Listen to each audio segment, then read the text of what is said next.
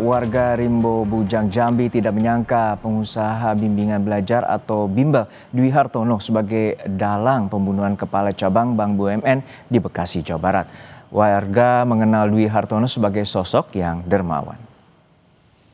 Dalam pembunuhan kepala cabang Bank BUMN, Dwi Hartono dikenal sebagai sosok dermawan di kampung halamannya Desa Mekar Kencana, Kecamatan Rimbo Bujang, Kabupaten Tebo, Jambi. Dia dikenal sebagai pengusaha bimbingan belajar, motivator hingga crazy rich, sering memberikan bantuan dan juga bantuan modal kepada warga, termasuk bantuan UMKM hingga ambulans ke desa. Dwi juga sempat ingin maju pada Pilkada 2024 lalu. Sejak nama Dwi Hartono mencuat dalam kasus pembunuhan kepala cabang BUMN, rumah keluarga tampak sepi dan tidak ada aktivitas. Warga mengaku tidak mengetahui keberadaan keluarga.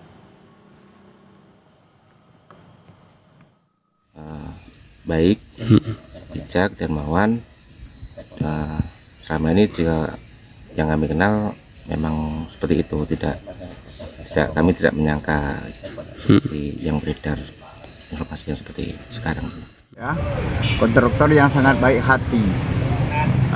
Salah satu contohnya, Mas Dwi ini pernah memberi bantuan kepada desa Tirta Kencana, Kecamatan Rimbo Bujang, Kabupaten Tebo, sebuah ambulan ya.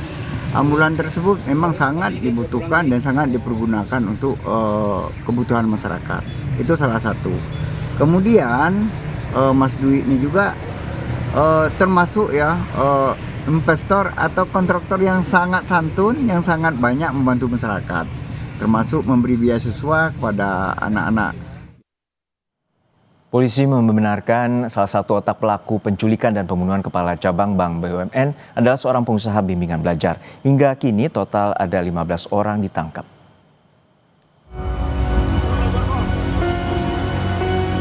Kabid Humas Polda Metro Jaya Kombes Ade Ari membenarkan salah satu pelaku yang ditangkap, DH, merupakan pengusaha bimbingan belajar online. Sementara 15 orang yang ditangkap masih dalam pemeriksaan penyidik. Ada 15 orang yang diamankan. 15 orang yang diamankan ya. 6 orang diantaranya itu diamankan oleh rekan-rekan dari Subdit Resmob.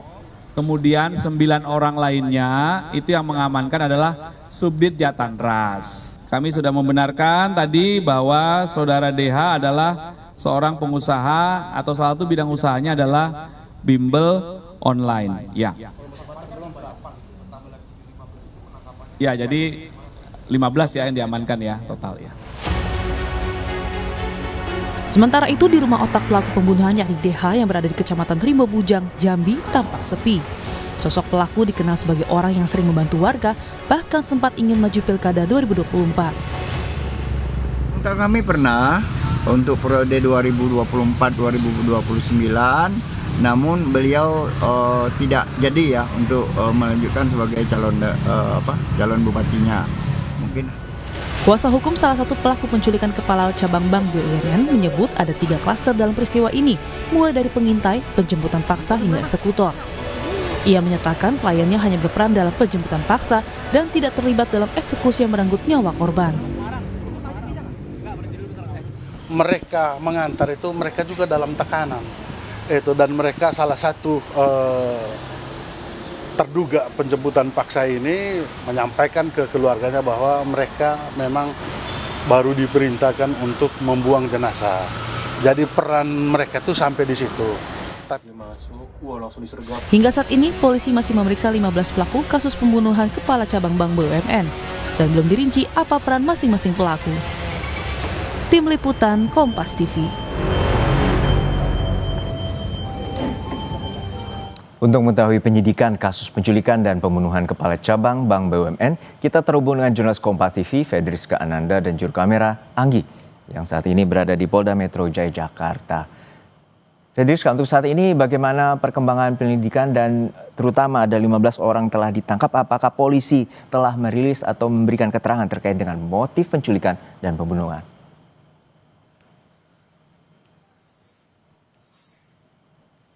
Ya, Juno, informasi sementara yang bisa dibagikan oleh kepolisian pada saat ini adalah berapa jumlah tersangka ataupun terduga pelaku yang sudah diamankan oleh polisi. Namun terkait dengan apa peran, siapa melakukan apa, ini belum dijelaskan. Namun yang jelas dari 5 terduga pelaku ini, polisi ini mengkategorikan peran dari masing-masing pelaku ini dalam 4 klaster. Yang pertama ini adalah klaster 1, yakni pelaku ataupun eksekutor penjemputan paksa, kemudian juga ada klaster kedua yang melakukan pembuntutan terhadap kepala cabang Bank BUMN ini, dan kemudian ketiga adalah klaster penganiayaan yang mengakibatkan meninggal dunia, dan juga yang keempat adalah klaster aktor intelektual. Nah, seperti yang kita ketahui juga kemarin dari Kabid Humas Polda Metro Jaya Ade Ari mengatakan bahwa polisi sudah mengamankan setidaknya 15 pelaku, yang mana terakhirnya ada 8 orang begitu yang kemudian diamankan pada hari Minggu lalu, sehingga memang sudah 15 orang yang saat ini diamankan oleh polisi. Namun polisi juga belum mengungkapkan terkait dengan sebetulnya apa motif, apakah terkait dengan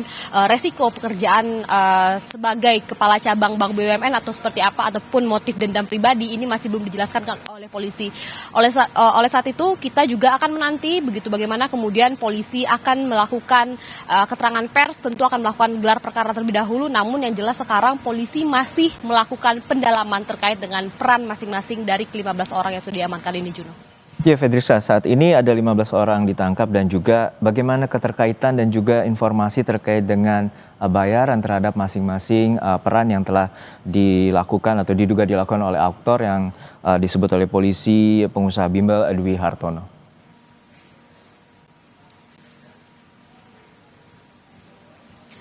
Ya, Juno, informasi yang kami dapatkan dari Kasubdit Jatanras Polda Metro Jaya mengatakan bahwa yang dilakukan oleh polisi saat ini adalah mencocokkan keterangan dari masing-masing terduga pelaku ataupun tersangka, sehingga oleh karena itu saat ini polisi masih belum memberikan keterangan resmi terkait dengan hal tersebut. Kemudian keterkaitan antara para pelaku ini seperti apa. Oleh karena itu kita juga mencoba mengkonfirmasi kepada Kabid Humas Polda Metro Jaya bagaimana kemudian pendalaman yang tengah dilakukan oleh polisi saat ini, dan kemudian juga tadi seperti yang sempat saya singgung adalah polisi masih melakukan pencocokan keterangan antar masing-masing pelaku. Tadi sempat saya singgung juga ada 4 klaster begitu ya. Jadi memang dari masing-masing klaster ini juga akan dilihat keterkaitannya seperti apa. Kemudian juga hingga saat ini polisi masih belum bisa menjelaskan lebih detail terkait dengan peran-peran siapa melakukan apa begitu, dan kemudian juga terkaitannya dengan masing-masing pelaku ini juga masih didalami. Oleh karena itu kita saat ini masih menunggu keterangan resmi dari polisi sebelum akhirnya polisi akan melakukan konferensi pers untuk kemudian apakah akan diketahui motif yang juga tentu kita juga saat ini ingin tahu begitu, apakah motif terkait dengan risiko pekerjaan sebagai kepala cabang ataupun motif pribadi begitu, Juno. Baik, kita nantikan bagaimana pengusutan tuntas dari pihak kepolisian untuk menyelidiki dan menyidik terkait dengan kasus penculikan dan pembunuhan kepala cabang Bank BUMN. Terima kasih rekan Fedrisha Ananda dan juga Anggi dari Polda Metro Jaya Jakarta.